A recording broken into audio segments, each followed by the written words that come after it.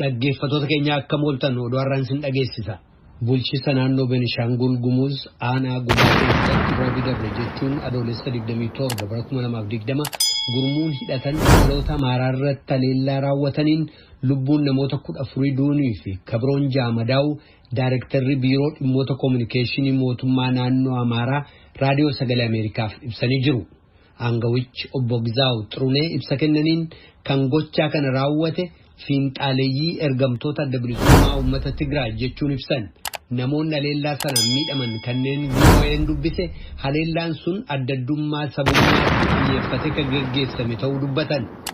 Ittaanaa itti gaafatamaan biiroo bulchiinsaaf nageenyaa Beenishaangul Gumuz obbo Abdulaaziz Mahammed garuu haleellaan sun kan addaddummaa sabummaa irratti hundaa'ee geggeessame miti. Hidhaan laga Abbayyaa bishaaniin guutamuu hordofee milkaa'ina sana danquuf jecha kan ergamtoonni raawwatan jechuu isaanii Aster Misgaanaaw Baahirdaar irraa gabaastee jirti. Pireezidaantiin bulchiinsa naannoo Amaaraa warreen yeroo adda addaatti akka naannoon Amaaraa jeeqamu taasisan namoota bakka biraatii dhufan otoo hin taane dhalattootuma naannichaa bitamtoota ajandaa daddabarsanii kennan jechuudhaan kallattiin fuulduraas ergama bitamtoota jedhan kanaa fashilsiisuu akka ta'e dubbatanii jiru. Pireezidaantichi bulchiinsa naannoo Amaaraa obbo Tamasgeen Xirunee kan kaleessa xumurame gumii idilee 15ffaa mana maree mootummaa naannoo Amaaraa irratti kana dubbatan. Manni maree sun gumii guyyoota lamaaf geggeesseen baajeta bara 2013 birrii biliyoona 62.7 kan raggaasise yoo ta'u muudama hoogganaa biiroo tokkoo fi kan abboota murtii manneen murtii muummichaa olaanaaf aanaalee walumaa galatti 170 raggaasisee jira jechuudhaan Aster Misgaanaaw Baahirdaar irraa gabaastee jirti. Godinaa Koonsoof aanaa addaa Alleerraa kanneen buqqifaman lammiiwwan 20,000 ta'an gargaarsi namoomaa akka isaaniif taasisamu iyyatanii jiru. Koomishina hooggansa hojii yaaddoo balaa obbo Gaantaa Gaarumaa ibsa Raadiyoo Sagalee Ameerikaaf kennaniin gareen miidhaa dhaqqabe sana qulqulleeffachuudhaaf ramadame gara sanatti ergamee jira jedhu. Gabaasaa Yoonaataan Zabriyoos Tujubeetu dhiyeessa.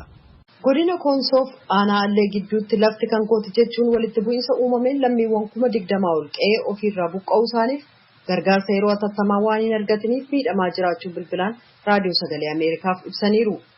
Maqaa fi eenyummaan isaanii akka hin ibsamne kan gaafatan lammiiwwan kun rakkoof dararaa keessatti kufuu isaanii dubbatanii deeggarsi akka godhamuuf gaafataniiru. Qe'ee ofirraa kanneen godaanan jiraattonni godina Koonsoo bakka jiraataa turan aanaa Alleerraa buqqa'anii laga ce'anii godina Oomoo Kibbaa magaalaa Waayixoo keessa buufatanii kan jiran ta'ullee dubbataniiru. Walitti bu'iinsa kanaan lammiiwwan qe'ee ofirraa buqqa'an 20,000 ta'uu isaaniif irra hedduun isaanii aanaa Allee ganda addaa qarqartee jedhamurraa buqqa'uu kan dubbatan itti gaafatamaan dhimmootii nagaaf nageenya godina Koonsoo obbo Hasan turan. Obbo Hasan akka jedhanitti torban darbeerraa torban kana nagaan hangi tokko jira garuu walitti bu'iinsi sun guutummaatti hin dhaabanne jedhan. Godinni Koonsoo kanneen qe'ee ofirraa buqqa'aniif hedduu miidhaman hamma danda'e gargaaruu jalqabuu isaallee tuqaniiru. Lammiiwwan qe'ee ofirraa buqqa'an keessaa lakkoofsi isaanii hedduu kanneen ta'an baqatanii gara gandeen Beenaa Tsamaayiif Biyaayilee seenuu isaaniillee ibsaniiru. Walitti bu'iinsi sun miidhaa kan dhaqqabsiise hoogganni bulchiinsa lamaanii waliigaluu dhabuu isaaniif qooda walitti bu'iinsa sana tasgabbeessuu akka inni hammaatu gochuu isaanii yoo ta'u walii isaanii yakkuudhaan illee Raadiyoo Sagalee Ameerikaaf ibsaniiru.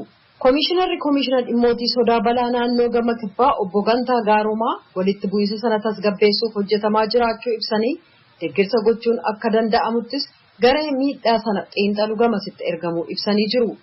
Godina Koonsoof aanaa addaa Allee gidduutti walitti bu'iinsi uumame guyyoota 8 kan ture yoo ta'u gama Koonsoon namoonni 10 gama aanaa addaa Alleen immoo namoonni 6 du'uu isaanii Raadiyoon Sagalee Ameerikaa aangawoota mootummaa godina sanaaf kan aanaa addaa sanaa tuquudhaan gabaasuunsaa ni yaadatamaa jedha Yoonaataan Zabdiyoos Hawaasaarraa. Kadheenya Tigraay keessatti hundeessame paartiin siyaasaa haaraan Baayitoonaa jedhamu paartiin adda bilisummaa uummata Tigraay waltajjii siyaasaa akka banuu fi mormitoota maqaa xureessuu akka dhaabu gaafate jechuudhaan Mulugeetaas Bahaa Maqaleerraa gabaasee jira. Turkiin bitamtoota waraanaa 100 hedduu Somaaliyaarraa gara Liibiyaatti bobbaaftee jirti jechuudhaan maddeen odeessii Liibiyaaf Somaaliyaa dubbatanii jiru. Bitamtoonni loltoonni Somaaliyaa kun humnoota Liibiyaa gama bahaa ka Komaander Jeneraal Khaliifaa Haftaariin hoogganaman akka waraanan Turkiin bobbaafamuu isaanii dubbatan maddeen oduu kun. Gabaasaa Edwaard Yeraaniyaan sooratu dhiyeessa. Liibiyaa abbootii waraanaa lamatti wal qabeetiin gamgamaan bulchuu jira. Tokko waraana GNA jedhee maqaa baafate. Kaan ammoo waraana LNA jedheetiin maqaa baafate. Akka Daayirektarii Miidiyaa waraana Liibiyaa Kolonel Khalid Mahajurii televezyiinii Araba irratti torbaan darbe jedhetti tarkiin milishoota Tripoolii jiran qarqaarteetiin dirsirtee lolte deebisuu fi waraana namaan fixxu hedduu achi duulchifatte. نحن رصدنا وصول الأعداد إلى 19,000 وعاد منهم 3,500 المدة الماضية وفي اليومين الماضيين يبدو أن هناك نوعية معينة. warri hojii akkanaatiif Soomaaliyaa filatan jedhan ammoo achi ga'uuf dhibaachuun ammatti mirkanaa miti. Tokkummaan mootummoota namni seeraan Liibiyaa bulchuu jiru waraana GNA jedhee mirkaneesseef. Mootummaan waraana GNA akka tokkummaa mootummootaatti muummee ministeera Faayiz Al-Saraajiiti. Tanaaf gargaaruu jirallee. Fulaan akkan diraaf walaaduu jiran sirte lafa qarii lafaa jirtu. Daarii lafaa jirti qabeenyi guddaa qabdillee. Sirte tana GNA fi LNA tolirra qabuu jira walirra fudhachuuf. Waraanii GNA kunin sirte tana waraana Khalifa Haftaar maqaa LNA jedhamu irraa deebifachuuf loluu jira. Oduun dhibiin ammoo akkuma Tarkii Kataarilleen sirte deebisuu fi Somaalota hedduu duulchifteetiin hurfoo jirti. Duultee achi ga'uyyuun ooltedhan. Footoo waraana kanaallee miidiyaa Arabaa hedduu irratti babba'uu jirti. Tarkiin cibra waraanaa hedduu Soomalee keeyyatti. Kataar waliin taatetti waraanaa fi basaasa Somaalee hedduu leenjifteef akka oduun miidiyaa Arabaatti. Paul Sullivan Ameerikaa Washington DC'tti University ittis biyya National Defense University jedhanitti barsiisa. Tarkiin waraana namaan fixan Liibiyaatti oofuun waamamaati jedha. Maan jennaan akka jechisaatti namni Tarkii ibiddi sun duuduun fedhu. Abbootiin waraana Liibiyaa yoo waladhani marru hedduu waraan waliin fixan qaxarataniitiin biyyi dhibii walti yaammatan. Pireezidaantiin Liibiyaa Khaduriilleen waraanuu fi dhugeeffachuu didee jennaan waraanuu fi diigee waraan dhibii qaxarateetiin ala bitate. Rami Abdelrahman dhaaba British jiru harakkoo Siiriyaa to'atu keessa hojjeta. Tarkiin jar namaan fixan 18,000 sirte keessa filatteetiin Liibiyaatti duulchiftee jedha. Taatullee akka oduu himaa waraan Liibiyaa Major General Ahmed Al-Masariitti waraanni Siiriyaa guuranii dhufaniin kun humni hedduun torban dabre keessa bidiruu duudee Tripooliin qaxxaamureetiin Xaaliyaanatti baqachuuf karaatti bu'e. Kadhagaa jirtan as Washington DC irraa kadabru raadiyoo sagalee Ameerikaa sagantaa afaan Oromooti. Imallajii ka yeroo kaan amantoonni musliimaa miliyoona 2 ol ta'an waggaa waggaatti makkaatti walgaanii ayyaaneffatan sababaa vaayirasii koronaa irraa kan ka'e lammiiwwan Saawudii Arabiyaa fi jiraattota alarraa filataman 1,000 ta'an qofaan roobii irraa eegalee kan ayyaaneffamu ta'uun beekamee jira. Saawudii Arabiyaan namoota biyyoota alaa torbanneen dura fo'atamanirraa kan hafe imaltoonni biyyoota addunyaarraa ayyaana hajiif gara makkaatti malan akka biyyattiin seennu uggurtee jirti. Imaltoonni alaa filataman kunneen umriin isaanii waggaa 20 fi 50 gidduu yoo ta'u ayyaanichi hajii jalqabuu isaa dura torban tokkoof hoteelota isaanii keessatti akka adda baafamanii turan taasisaman. Eega ayyaanichi hajii guyyoota 5f geggeessamee xumurame boodas torban tokkoof namarraa adda ba'anii ka tursiifaman ta'uun beekamee jira. Saawudii Arabiyaa keessatti agammaatti namoonni 200,070 ol vaayirasii koronaan qabamuun isaanii kan mirkanaa'e yoo ta'u kanneen du'an gara 2,800ti. United States keessatti akka karoorfametti manneen barnootaa waggaa barnootaa haaraaf banamuuf yeroo torbanneen agi tokko hafanitti ittaanaa pireezidaantii United States Mike Pence ka bulchiinsi pireezidaanti Trump barattoonni kallattiidhaan manneen barnootaa deemuun barsiisota isaaniirraa barachuu filate deeggaruun dhiibbaa gochuuf jecha har'a kutaa North Carolinaatti imalanii jiru. Hoogganoonni kutaa sanaaf falmitoonni kabiroon garuu sababaa vaayirasii koronaaf jecha mirgi waan filatan murteessuun naannoleef kennamuu qabu jechuun falmaa jiran. Kutaa United States Georgiyaan kan dhiyeenya du'aan boqotan miseensa mana maree United Statesiif qabsaa'aa mirga uummataa beekamaa John Lewisiif har'a galma mana maree Atlaantaa jiru keessatti sirna geggeessaa adeemsisaa jirti. Reeffi John Lewis har'a waaree booda galma gamoo mana maree sana keessa kaayame uummanni itti yaa'ee daawwachuudhaan kabajaadhaan nagaa sadhumaatti dhama jedhamee jira. John Lewis dhukkuba kaansariitiin waggaa tokkoof eega dhukkubsataa turanii booda umrii isaanii waggaa 80tti torban dabre boqotan. Waggoota 33 Atlaantaaf naannawa isheerraa filatamanii tajaajilaa turan John Lewis sirna awwaalcha isaanii dhuunfaatti boor waldaa kiristaanaa Dr. Martin Luther King keessaa tajaajilaa turan Ebenezer Baptist Church jedhamutti eega geggeessame booda reeffi isaanii bakka awwaalchaa Atlaantaa keessa jiru ka Southview Cemetery jedhamutti kan awwaalamu ta'uun beekamee jira. Dhaggeeffattoota keenya oduun irraaf qabnu. Xiinxala siyaasaa Jawaar Mohammed Ardamarroo sadeessootiif mana murtiitiin dhufaniitiin himatan. Torbaan lamaan duubatti mana murtiitti deebi'e. Jawaar miilota hooggantootaa fi miseensota paartii mormituu Koongireesii Federaalistii Oromoo ijjecha Hacaaluu Hundeessaatiin duubatti boriyyaa qabaman keessa tokko. Dhaddacha irratti poolisiilleen waan qoradhee jedhe mana murtiitti himate. Yakka guddaa jedhanitti beellam torbaan lama gaafatan.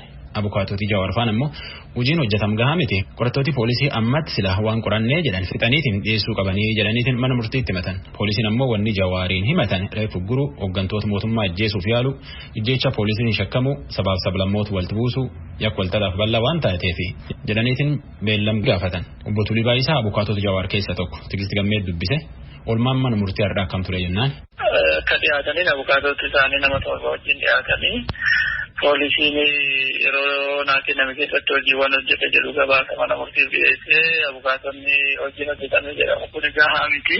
Yeroo kana keessatti xumuranii dhiyeessuu qabu turanii kan jedhu dhiyeessanii qorattoonni yeroo dabalataa guyyaa 14 kennamu jedhanii gaafatanii abukaatonni guyyaan kun kennamuu qabu yeroo isaan gaafatanii fudhataman qabu jedhamee bira darbamee mirgi wabii eegamuu fi taphatan jedhu kaasanii kana gidduutiin obbo Jawaar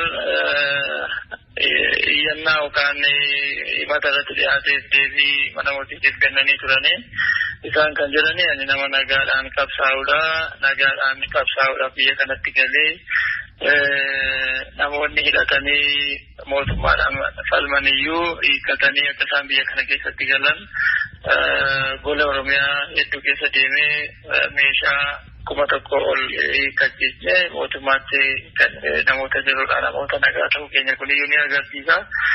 Akka isaan jedhan kana nuti nama qindeessinee akka namni du'u akka qabeenyi badu hin goone kun dhimma siyaasaati malee dhimma seeraa miti. Qorannaan deemaa jirus qorannaa akka osoo hin ta'in qorannaa siyaasaati. Kanaafiyyuu fala kan ta'u qorannaa kanatti fufsiisanii baasiin taane mootummaanis baasuu qorattoota dhamaasuu poolisii dhamaasuu abukaatota dhamaasuu osoo hin ta'in furmaata kan ta'u ta'anii haasaa nagaa taasisanii haasaa siyaasaatiin furamuu qaba malee kuni karaa mana murtiitiin kan furamu miti isa sana manni murtii akka hawwatu jedhanii mana murtiitiif isa kana ibsaniiru murtii yaada bitaa mirgaan dhiyaate erga ilaalee booda yeroo dabalataa guyyaa 12 jechuun gaafa 11/8/2020 beellamee jiraachuu akka lakkoofsa isaaniitti. Qorannaan dhihaatee ammas abukaatonii fi obbo Jawaar immoo karaa keessa waan jiru himtanii booda dhaddacharraa deebiin abbaa alangaa maal ture? Yakki kun wantootadha. Yakki bal'aadha. Iddoo adda addaatti raawwatame. Lafa hedduu kan waliin gahee fi hojiin hojjennellee hojii quubsaa fi hojii ragaan raachisa kan mul'isu arginee jirra. Kanaaf yeroo dabalataa mallee nu kennamu qabaatu buruu dandeenyee wanti kun bal'aadha. Iddoo adda addaatti namoota adda addaan deeganaa itti ragaa isaaniirraa fuudhee xumure waan ta'eef yeroo nu kennamu qaba. Ulfina yakkichaa wajjin wal qabatee yeroo dabalataa barbaanna waan jedheef manni murtii galmee qorannaa poolisii irraa fuudhee dhaddacha addaan kutee gara daqiiqaa 45 booda galmee qoratee booda kan inni ajaje keessa. Egaan kanaan wal qabatee haalli keessa turan yeroo darbee obbo Jawaar yeroo mana murtiitti dhihaatanitti mana lafa jalaatti hidhamanii jiraachuu akka qorruu fi maatiidhaanis akka seerrayyamutti wal argaa kan jirre himanii kan irratti wanni fooyya'ee jira amma. Mana murtiitti himuu baataniyyuu kaleessaan dhaqee dubbiseen ture maatii wajjin haalli itti wal dubbisan amma fooyya'ee jira. Torbee garasii keessa akkuma waan hin fooyyofneef haati Jawaar bokkaa keessa dhaabbatanii akka isaan dubbisan ajajamee gaafa ajajamu obbo Jawaar haala kanaan dubbisuun deebi'u jedhee manatti ol deebi'ee nyaata guyyaa tokko lagatee jennaan achi waliin dubbatanii mana wayii ijaaranii mana keessatti itti dhiyaatanii akka isaan waliin haasa'an ka'eera. Garuu ammayyuu naannoo kana kan jiru inni namoota afaan Oromoo beekan fudhatanii bira dhaabuu yoo nu gaafamnu ijjiisii haasa'uu hin dandeenye kan jedhutu jira. Garuu mana murtii irra komii kanan kaasne amma ta'e fooyya'eera waan ta'eef haa ta'u jedhanii dhiisan. Obbo Tulii Baayisaa garee abukaatotaa dhimma obbo Jawaar Mahammadii fi namoota kaan isaa wajjin to'annaa jala oolfamanii hordofu keessai odeeffannoo nuun kennaniif ulfaadhaa isiniin jedha. Ani Tigisti Gammeetii Niiwoorkirraa. Oromiyaatti ammallee biqiltuu dhaabuu jiran akka oduu arganneetti pirezidaantiin Oromiyaalleen warra Shawaa Kaabaa aanaa Dagameetti biqiltuu dhaabu keessaa tokko Tsahaay Daamtoot nu erge. Har'a akka naannoo Oromiyaatti duula ashaaraa magariisaa jechuun biqiltuun miiliyoona 304 ol dhaabuudhaaf godinaalee fi magaalota Oromiyaa hunda keessatti biqiltuun dhaabamaa ooleera. Duula biqiltuu dhaabuu kanarrattis pirezidaantii bulchiinsa mootummaa naannoo Oromiyaa obbo Shimallis Abdiisaa dabalatee hooggansi naannoo hedduun hirmaataniiru. Obbo Shimallis godina Shawaa Kaabaa aanaa warra Jaarsoo fi Dagamitti biqiltuu dhaabaniiru. Ergaas dabarsaniiru. Biyyi kun osoo qabeenya uumamaan badhaatee dargaggeessa humna oomishaa ta'e bal'inaan qabdu hiyyummaa keessatti argamti jechuun kanaaf fala dhahuudhaaf tarsiimoon boocamee hojiin eegalamee jira jedhan.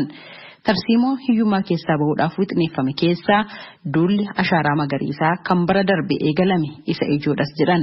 Biqiltuu dhaabuun kunuunsuun dhalootaaf magariisummaa dhaalchisuuf hojjechuunis barbaachisaa ta'uu ibsaniiru. Ashaaraan magariisaa dhaloota har'aatiifis hundaa ol immoo dhaloota boruutiif. Dhaloonni boruu dhaloota gammoojjii keessa jiraatu duntaan qilleensa gaarii keessa jiraatu. Dhaloota bishaan dhabee rakkatu duntaan bishaan itti fayyadamee jallisiidhaan misoomsee jiruuf jireenya isaa sadarkaa olaanaatti jijjiiru. Dhaloota lafa gabbataar qe'ee gabbataar dhaloota ittaanuuf immoo dhaloota waan dabarsuuf harkaa qabaatu akka ta'u bara kanas akka naannoo keenyatti biqiltuu biliyoona 3.4 dhaabuu irratti argama. Hojii dinqisiisaa amma sa'aatii kanaatti raawwatamee jira. Qonnaan bultoonni ooyiruu isaanii irratti biqiltuun mukeen firiin isaanii nyaatamu kan akka maangoo, abukaadoo fi kanneen biroo kilaasteraan dhaabame akka ibsanitti dhaabbiin biqiltuu bara kanaa ashaaraa magariisaa kaa'uun cinatti wabii midhaan nyaataa waggoota muraasa keessatti mirkaneessuuf kan akeekedha jedhan. Akka qonnaan bultoonni kunneen jedhanitti lafti bara kana biqiltuun abukaadoo irratti dhaabame kanarraa oomishni argachaa turanii fi bu'aa isaan yeroo abukaadoon kun oomisha kennuu eegalu argatan dachaa wal caalaa jechuun ibsaniiru. Midhaan nyaataa midhaan adda addaa xaafii, shumburaa, garbuu maal waan midhaan nyaataati. Egaa midhaan nyaataa kana hin oomishne malee lafichi midhaan nyaataatti irratti daddabaa jira.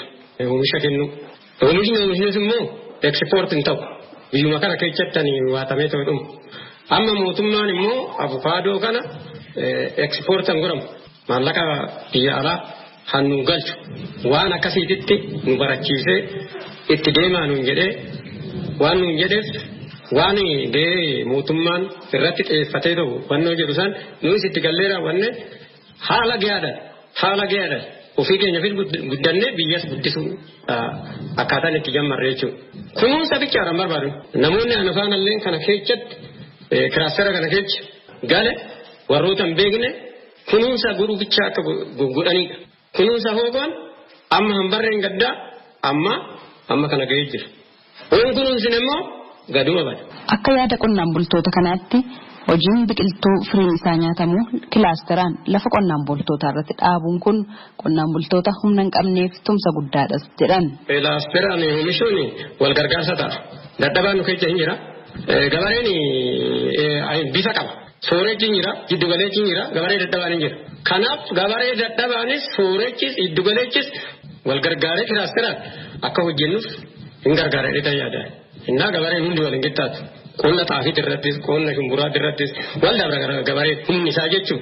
Kun immoo kilaasteraan hojjan hojiis wal gargaarretti baasii addaatis waan inni jiru wal gargaarretti wal jajjabeechine bakkaan ga'uudhaaf nu gargaara jedhee yaada. Dhaabbiin biqiltuu guyyaa tokkotti miiliyoona 3 ol dhaabuuf jedhame ganama sa'a 12 irraa eegalame. Gabaasa raadiyoo sagalee Ameerikaatiif Tsahaay Daamxoo Finfinneerraa.